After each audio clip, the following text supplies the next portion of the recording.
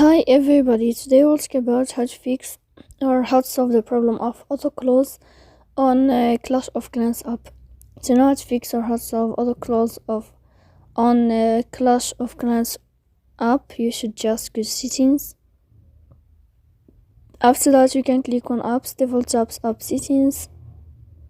Here in this list, you'll enter to the window or to the app of Clash of Clans.